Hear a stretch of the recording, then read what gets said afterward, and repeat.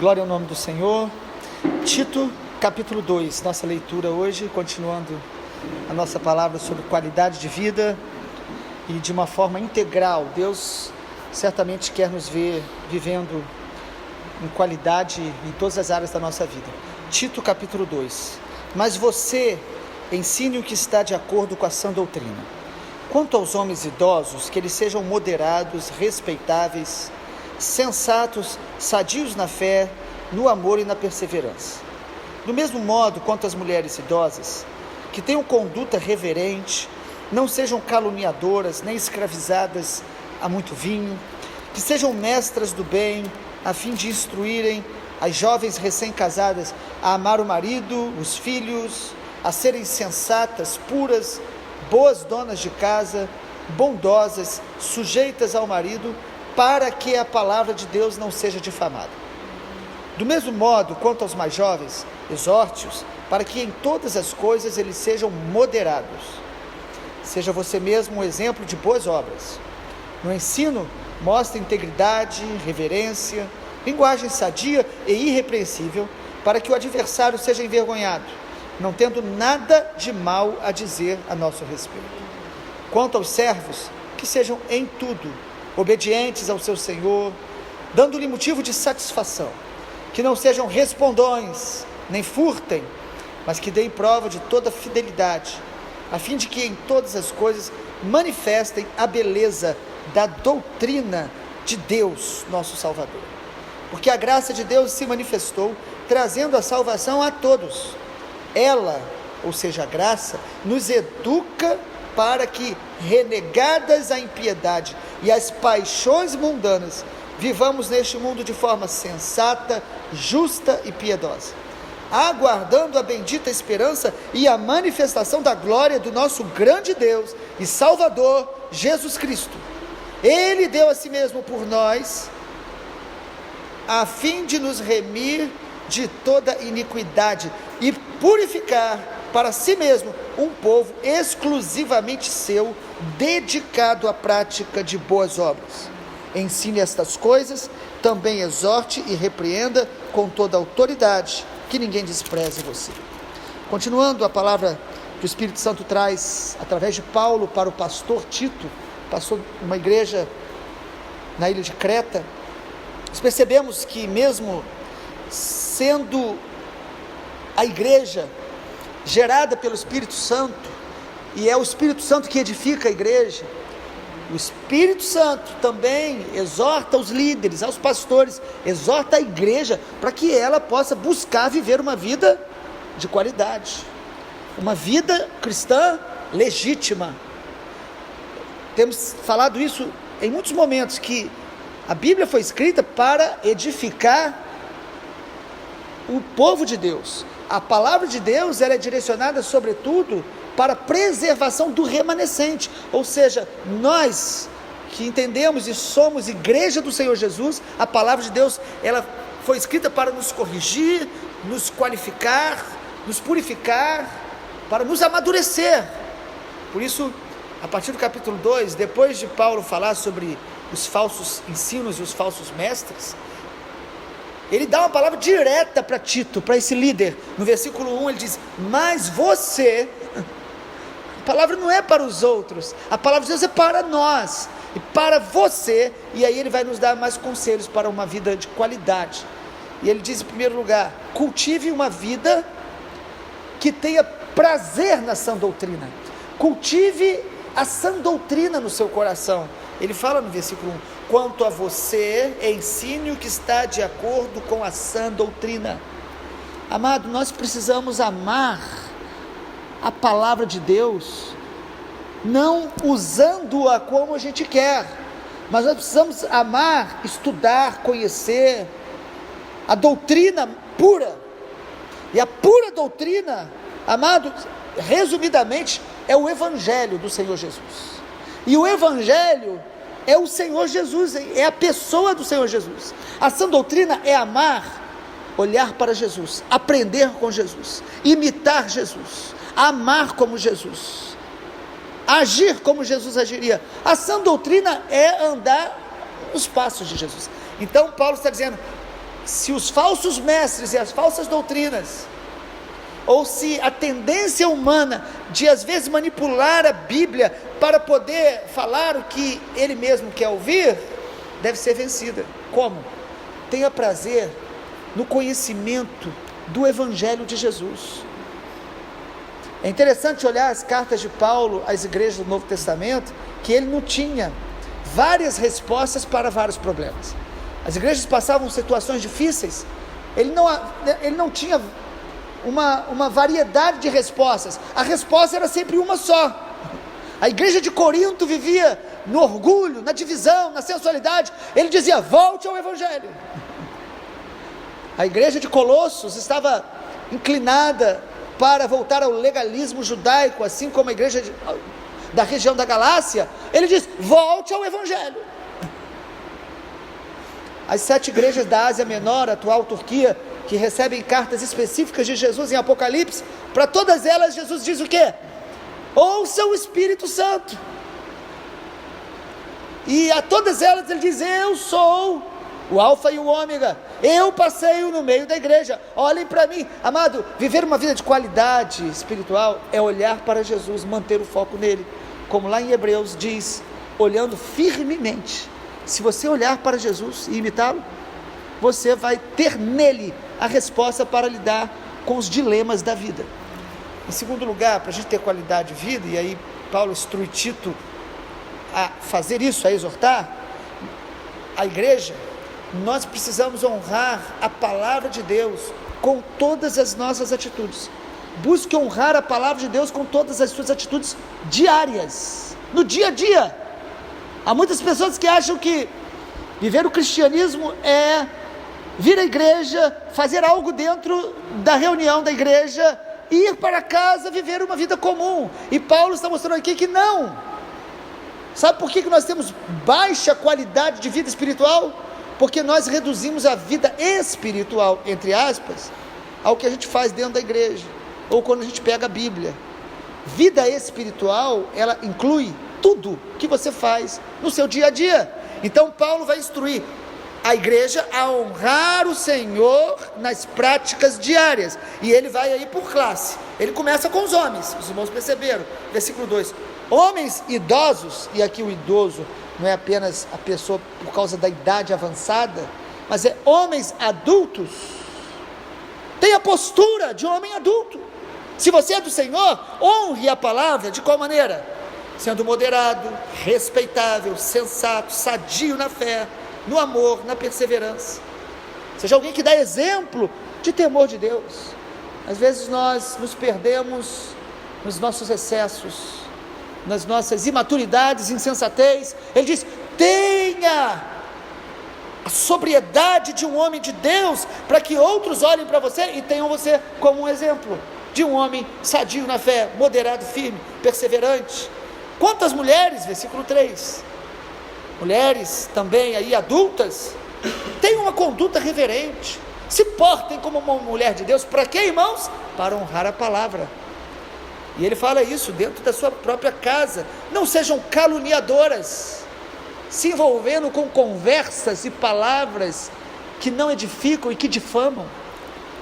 Não sejam escravizadas por vinho, ou seja, os prazeres que vão dominando sua vida, mas sejam mestres. Aí o texto fala, mestras do bem. Seja uma mulher que instrua outras, e aí fala, as recém-casadas, a amar o marido e os filhos. Instrua outras a honrar o Senhor.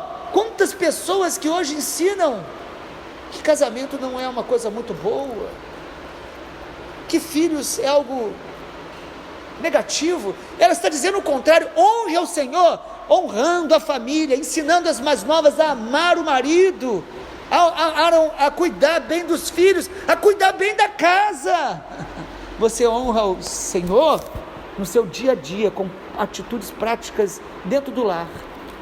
As mulheres sendo bondosas, sujeitas ao marido. E o texto fala no versículo 7, para que a palavra de Deus não seja difamada.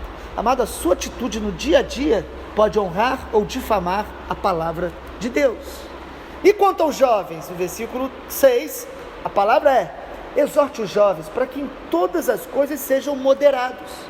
Há uma tendência dos jovens de serem impulsivos, de fazer o que dá vontade, fazer o que tem desejo. E aí a palavra de Deus diz: você que é jovem e é do Senhor, você não deve andar pela impulsividade do coração.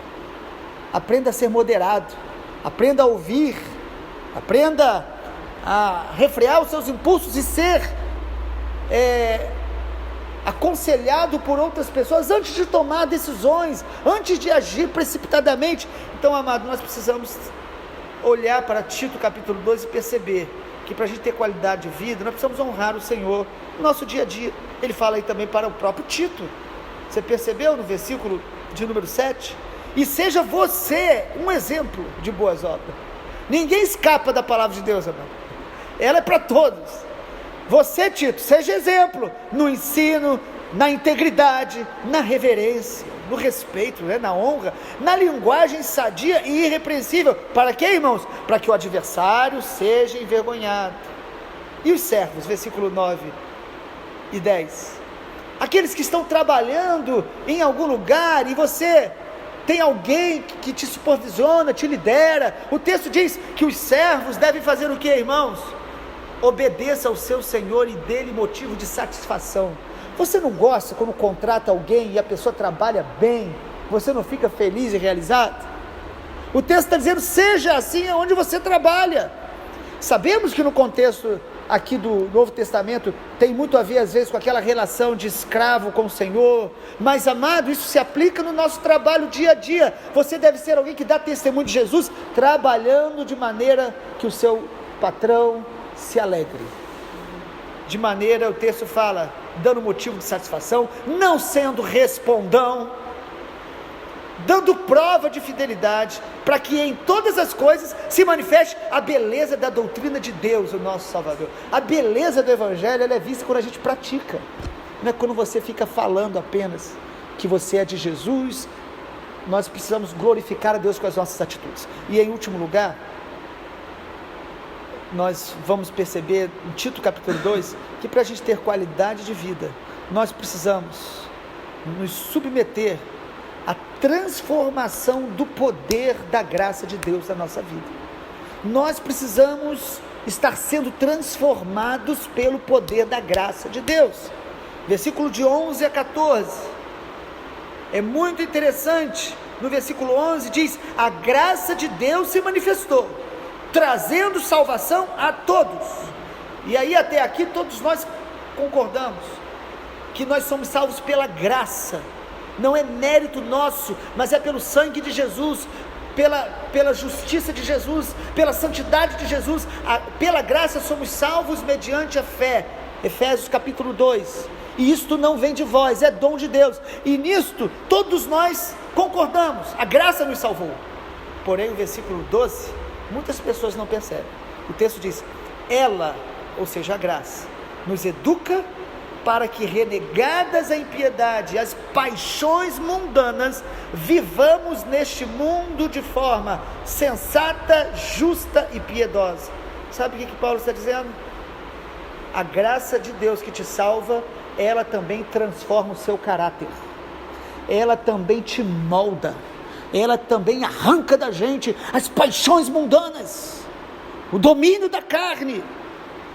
O Evangelho faz isso, amado. A graça que salva é a graça que santifica, é a graça que transforma nosso comportamento, nossas vaidades são arrancadas pelo poder da graça.